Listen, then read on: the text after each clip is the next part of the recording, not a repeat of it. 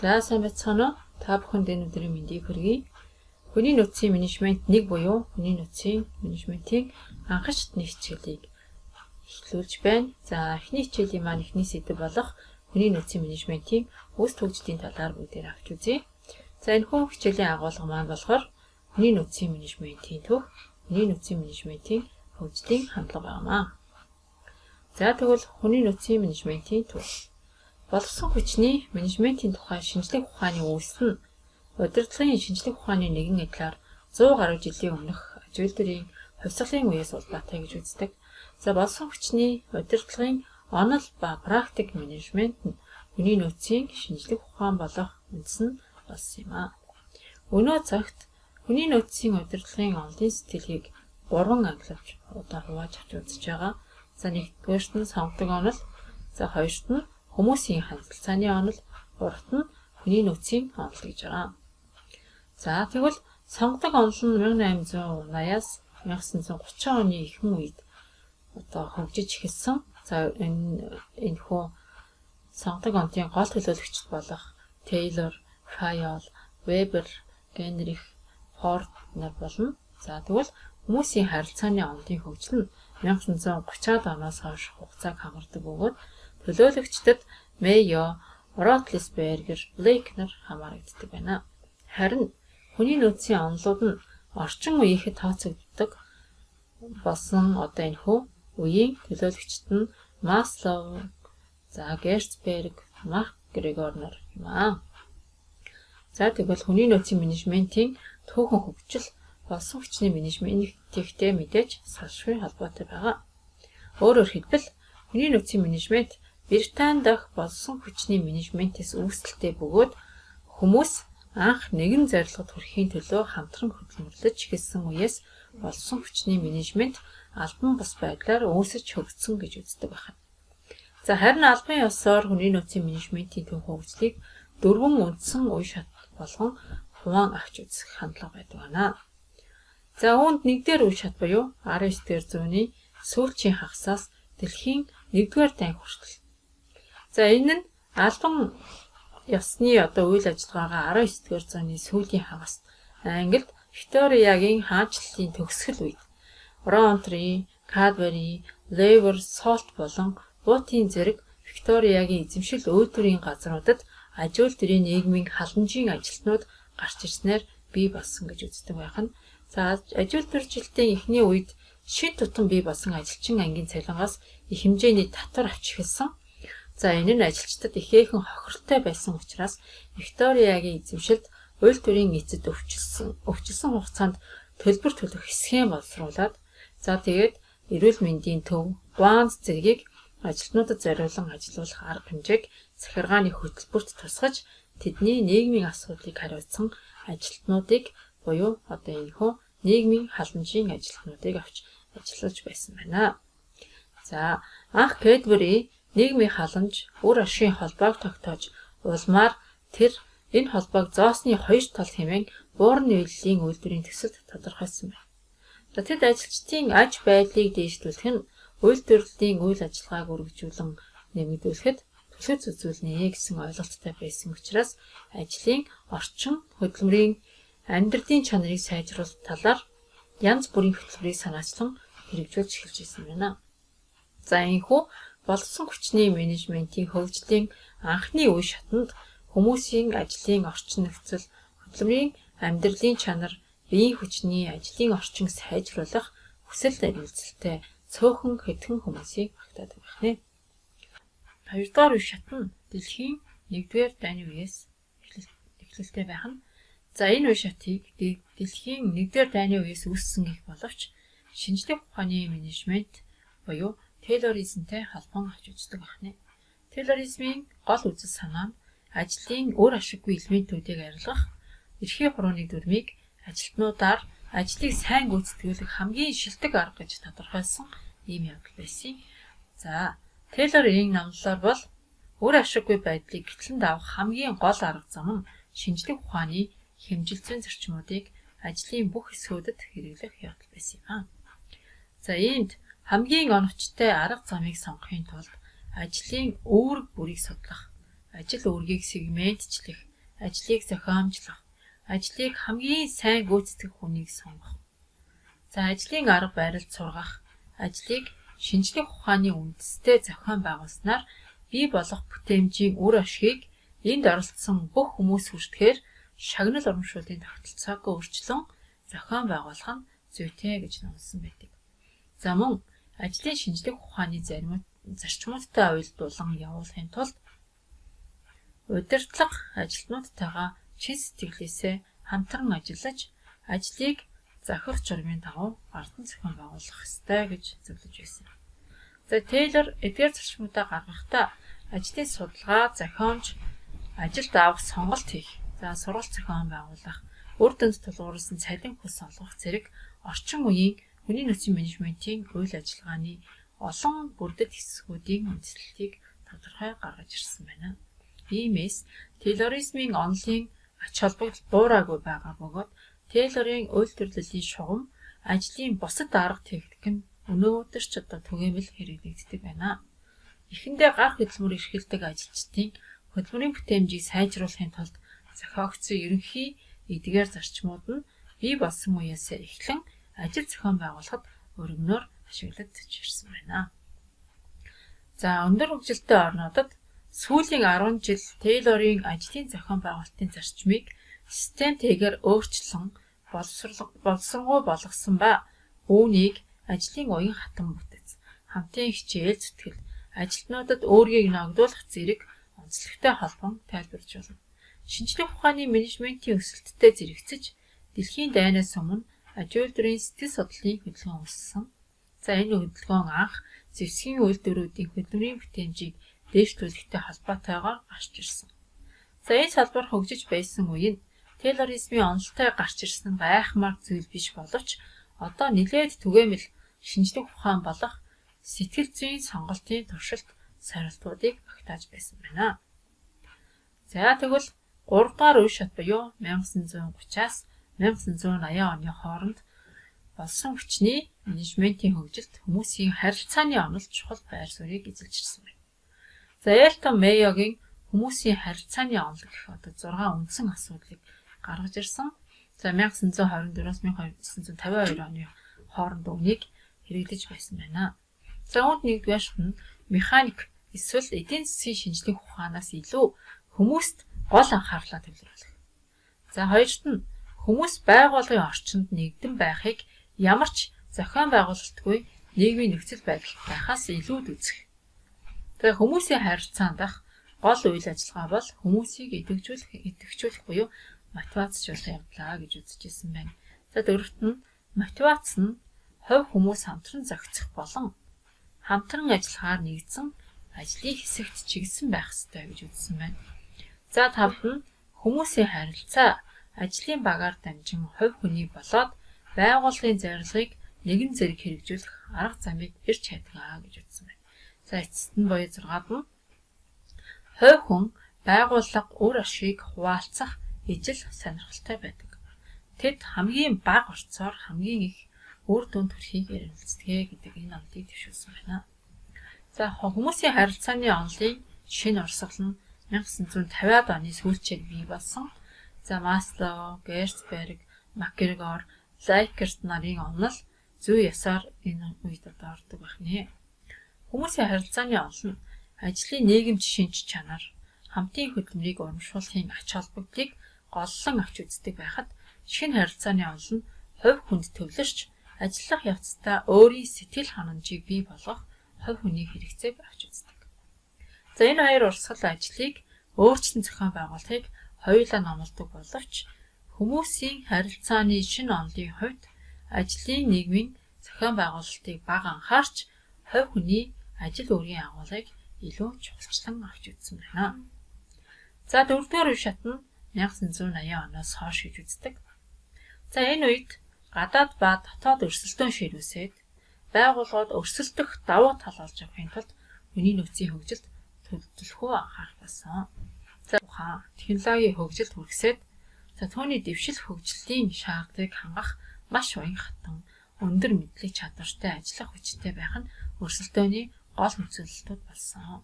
Ажилтнад урьд өмнөхөөс илүү өндөр шаардлага тавигдаж байгаа бөгөөд түүнийг хангахын тулд тасралтгүй сорч өгчих ийм хандлага одоо давмгаалж байгаа. За дэлхийн улс орнуудыг өрсөлдөх гол үзүүлэлтийн нэг хөдөлмөрийн бүтээмж бөгөөд түүнийг дэвшлүүлэх үндсэн хүчин зүйл бол өндөр мэдлэг чадвартай хүний нөөц. Иймээс дэлхийн улс орнуудын удирдлагын хүн төвтэй стратегийг баримтлах болж үйлдвэр, аж ахуйн газар, байгууллага бүр ажилтнуудаа сургаж хөгжүүлэхэд асар их хэмжээний хөрөнгийг зарцуулах болсон.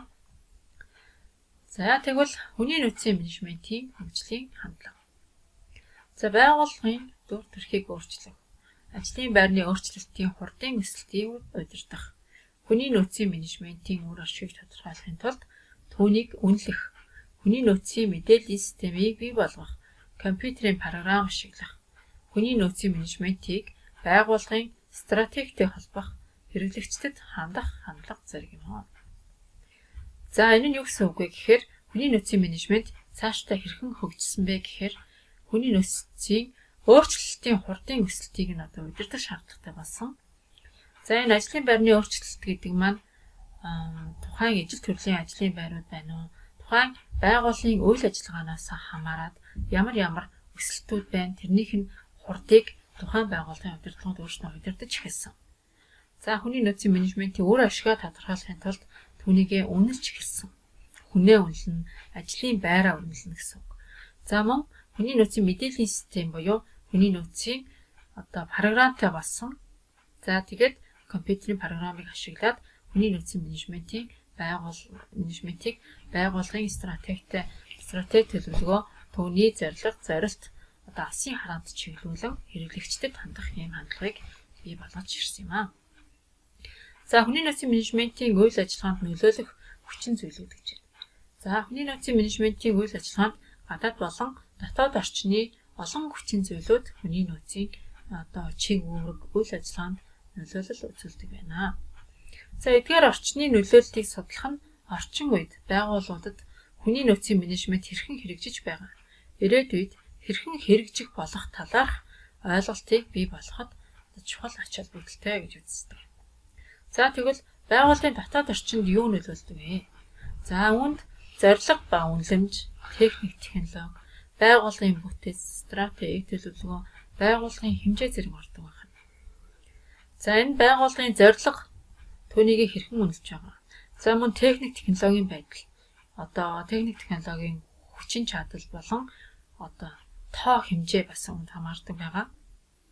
За байгууллагын бүтээц мэдээж орно. Бүтцэн ямар бүтцээр ямар удирдлага хичнээн яаж системчлэгдэж одоо зохион байгуулж гарсан байна уу? За мөн стратеги төлөвлөгөөнд юу тусгасан байна уу? Тэр нь хэдэн жилээр төлөвлөгдсөн байна уу? Гэх мэтээр байгууллагын их одоо том групп компани мөн эсвэл жижиг компани мөн гэх мэт хэмжээ зэрэг нь ордог байна.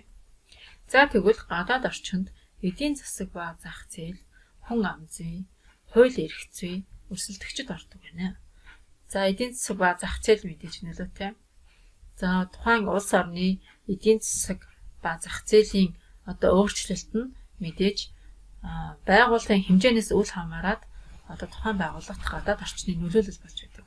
За мөн хүн ам зүй буюу тухайн байгууллагт ажиллах хүний нөөцийг хэлж байгаа. За хууль эрх зүйн зохицуулалтууд, жишээлбэл татврын бодлого шиг гэх мэт энэхүү хууль эрх зүйн асуудлууд мөн байгууллагын гадаад орчинд маш ихээр нөлөөлдөг байгаа. За эцэст нь мэдээж түрүү хэлсэнчлэн ижил төрлийн үйл ажиллагаа буюу бие биенийгээ орлон нөхөх одоо ийм бүтээгдэхүүнүүд үйлдвэрлэдэг өрсөлдөгч байгууллагууд багтдаг байна. За тэгвэл зорилго ба үнэлэмж. За хүний нөөцийн менежмент байгууллагад хэр зэрэг чухал байх вэ гэдгийг дээд удирдлага нь мэдээж тодорхойлдог байна.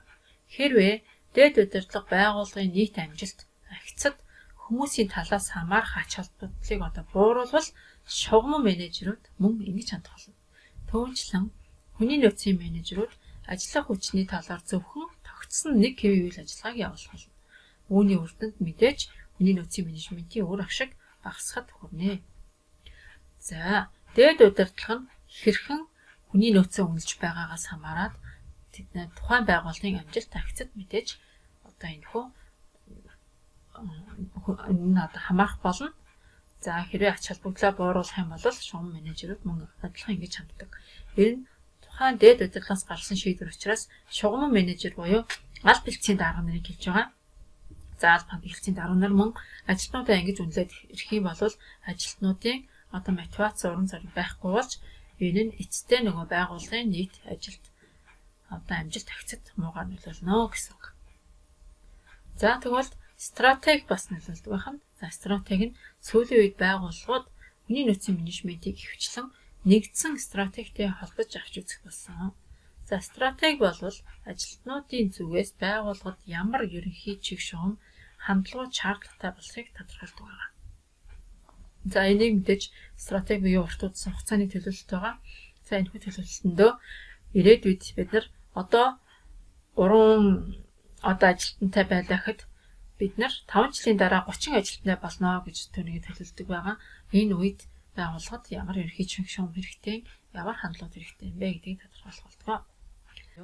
Урьдчилан тодорхойлж болох төлөв байдлыг бүтээлч санаачлалтай байдалтай харьцуулан үзсэн байна. За давтагдсан буюу урьдчилан тодорхойлж болох төлөв байдалд мэдээж богино хугацааны тулгуурсан юм стратеги гаргадаг.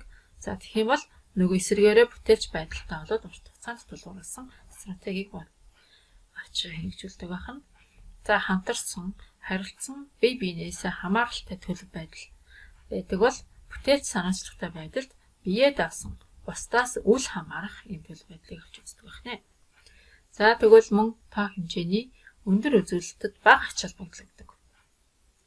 За тэгэх юм бол мэдээж бүтээлч санаачлалтай байдалд бол энэ тохиолдолд мэдээж их хэмжээний ач холбогдлыг өгдөг байна. За чанарт бага ач холбогдол өгдөг бол чанарт өндөр ач холбогдлыг өгдөг. За бага эрсдлийн чиг хандлага гэж одоо стратеги тодорхойлдог бол бүтээлч санаачлалтай байдалд бол мэдээж өндөр эрсдлийн чиг хандлагыг тодорхойлно.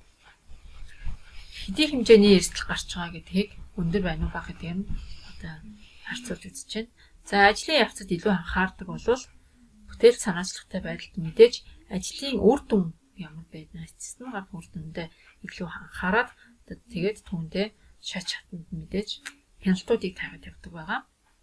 За хариуцлагаас зайлсхий хийгээр эрхэмлдэг бол бүтээлч санаачлалтай байдалд бол хариуцлагаа ухамсарлаад түүнийг засаад дараа дараагийн удаа янз бүрийн алдаагаа давтахгүйгээр одоо ийхүү ухамсартай байдлаар ханддаг байна.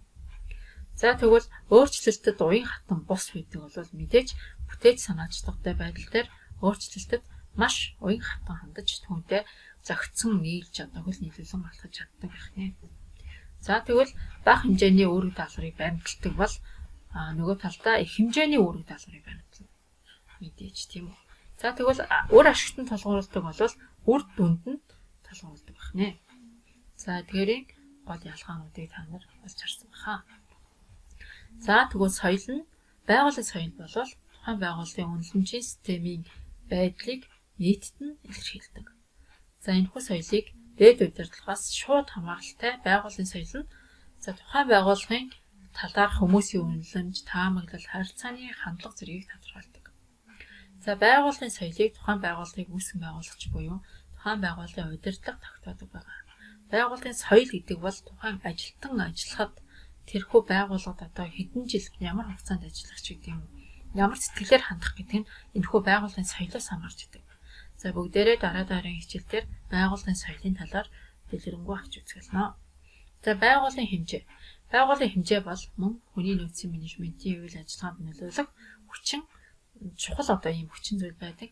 За мэдээж том байгууллага дотоод хөдөлмөрийн нөөцийг илүү сайн зохион байгуулдаг бөгөөд гадаад хөдөлмөрийн зах зээлээс бага хамааралтай байдаг. За эсвэргээрээ жижиг байгууллагад хүний нөөцийн хөгжил сул байдаг бөгөөд гадаад зах зээлд илүү итгэл найдвар тавьдаг. За мэдээж яриг томоохон групп компаниуд байлаа гэж бодоход тэд бүхэд бүтэн хүний нөөцийн албатай байлаа гэж бодоход жижиг байгууллагууд бол хүний нөөцийн менежер буюу мэргэжилтэн огт байхгүйгээр хэн нэгэн хүн тухайн ажлыг одоо өөрийнхөө ажилтай давхардуулан үргэлж гүйцэтгэдэг байгаа.